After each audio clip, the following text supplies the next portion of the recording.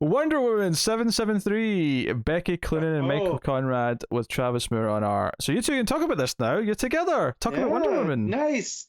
We finally get some closure to what's been going on with the Valkyries, and Thor, and all of this Valhalla stuff. Which now I feel like we're coming to an end and we're moving on to something new.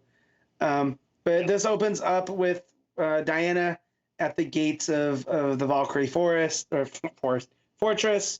And we let her in, and basically she finds out that the Valkyries are just tired of all the war, and we're not doing this anymore. They just use us. They've just quit. They'll be like, nah, They've quit. you. And Diana's like, you can't just quit. There's souls that aren't being at rest, and Siegfried, and they're like, well, we're sorry, but out of anybody, you should understand like man's wars, what they mean for us, and they're not learning, and our job is being wasted. And it's not at all what I was expecting. The Valkyries, you're thinking they've been corrupted, or they're just someone's intercepting them for whatever reason, but no, they're tired of it. And Thor shows up calling her Wonder Woman, which is fantastic because it doesn't work on Thor's dumb and misheard that it's Wonder Woman. It also, from her interactions with Odin, she's almost a wanderer now too, much like Odin. Even after she corrects him, he still gets it wrong. Still calls her Wonder Woman. And so they, come to find out too that the weapons that Dr. Psycho had made are affecting the warriors in Valhalla. And in probably my favorite moment in this book, Thor and Wonder Woman start to fight, and she takes Mjolnir and crushes it between her hands. That's good. I think my favorite moment in the issue is Thor fighting the Valkyries. He's like, I need not wisdom, for I am Thor. Yeah, that's a pretty good one. And also when they start to fight, and Wonder Woman goes, "Excuse me, the women were talking." Just that one. That's so dismissive of him. But yeah, so Wonder Woman ends up, taking Thor kind of under her wing here. After this version of Mjolnir is destroyed, he starts to kind of come out of it, and that's where she realized that Dr. Psycho, that his weapons were manipulating their subconscious to enhance the negative traits. And Thor just looking up at her with tears, he goes, "I have negative traits?" And it's just this whole, there's a lot of discussion right now about the whole concept of toxic masculinity and stuff. And I just feel like the pages of Wonder Woman are a great place to explore that. Yeah. Right? Because she's not telling Thor, like, you can't be you, right? She's just like, you gotta chill with all the extra bro stuff. Like, it's not good for anybody. Tone it down a few notches. Tone it down, and like, all these negative traits are what chased off the Valkyrie, right? And you're letting someone else manipulate you and kind of tell you who you are, and that's not who you are, right? Just be yourself.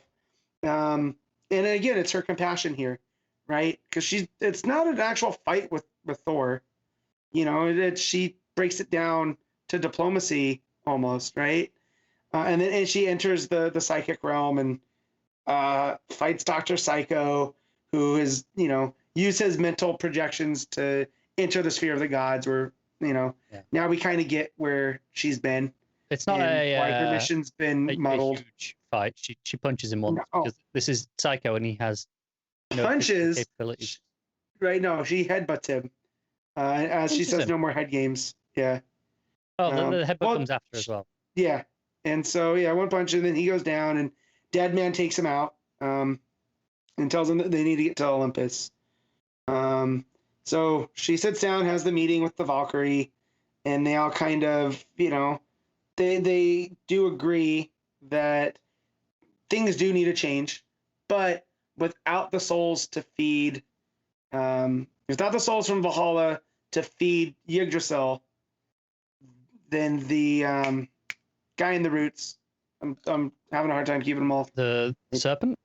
The dragon, right? He'll get out. Let's see. Where's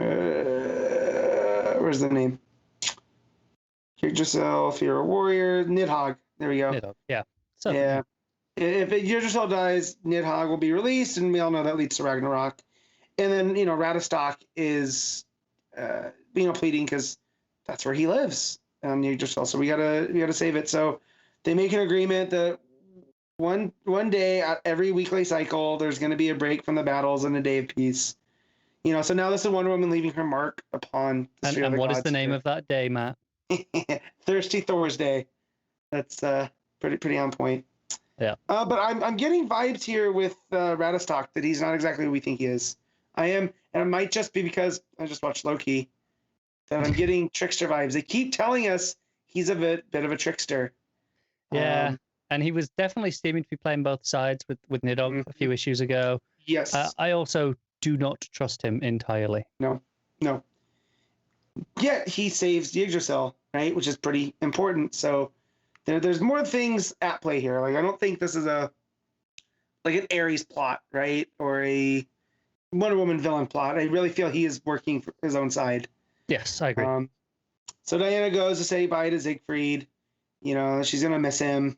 And that she's, the whole reason she got into this was because of him. Just for one night, she becomes his guardian. And before she leaves, Siegfried gives her his sword, Graham, which Wonder Woman wielding another mythical weapon. I'm here for that. Always. And like she says, I could never turn down a sword. Nope.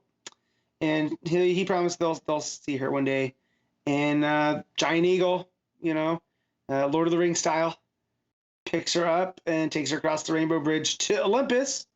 Which is in flames and destroyed, and leaves her, which I do like that as she travels through the Rainbow Bridge, her entire uniform changes, right? She's no longer wearing the more Nordic looking tiara or head helmet piece. It looks more traditional, the silver one with the V that we've had. Yeah. Goes and she has the it's more of a golden helmet now rather than it's the one that comes down over her cheeks as well, not just the tiara. Not just tiara, right? So something big's happening. It feels like someone was keeping her in Valhalla, right? To while all this is going on. Yeah, keep her away from stopping this. So it seems we're done with the Viking stuff. Now we're moving to Olympus, which I'm not that well versed in Wonder Woman, right? Ruka's my main jam. I don't think I've read too much of Wonder Woman actually on Olympus. So this should be pretty. She interacts with the Olympians a lot, right? But not actually going to their home, on Olympus. I am not. There's a lot less of it, I'm sure. Yeah. Yeah. So whatever happened here, whatever end of days scenarios going on, I'm here for more of it. The art is just as great as it has been. Just a lot of the soft colors here towards the end, like it looks like magic hour, as the sun's coming up. I love it as they're going through the Bifrost, where the colors are just blending and melding. It's gorgeous. Yeah, that's it. And again, the whole Rainbow Bridge aspect of it, the bending of light and whatnot. So, and just it was fun to see DC's version of Thor here be more in line with it's not my Thor, right? It's not Odin's son from Marvel. This is mythic Thor, traditional Thor. Right. It was fun to see them play with that, and even all the Valkyries here, they're very distinct. That each of them have a different thing. That the art and the story here did a really good job at not singling them out, but giving each of them a spotlight, and it felt like it built to a fitting end here. That it was more than just the Valkyries disappearing. This is why I feel like her getting involved in the sphere of the gods is not a messenger, but like a, go down and see what's going on and see if you can solve it. Be an active participant. Yeah. Yeah. And that as being Wonder Woman, she can do that. She leaves her, her own realm to go and investigate others. Yeah. Thoroughly enjoyed this issue. Yeah. So really good, solid end to the arc. Yeah. Looking forward to we're doing Olympus next. Always a fan. Yeah. Book's been great. Yeah, I'm gonna give this an 8. I'm gonna agree. Ah, man, we line up. And you're not reading the backup, right? No. Okay, me neither. I always feel bad about it, but it always looks nice, and I feel like, oh, I'll read that, and then I get to the end of the issue, and I'm like, all right, I'm done now. Yeah, it's just a completely different vibe. I'm sure it'll read great, and I think when they collect it. I feel like I'll go back and like read them all separately at some point, because I think they're probably. I mean, I really enjoyed the first one. It's just they're so different. Yeah. To the main story, it feels like it's just whiplash. I'm not in the mindset to read that at the end of the main book. So it'll be something I'll go back and read at some point though.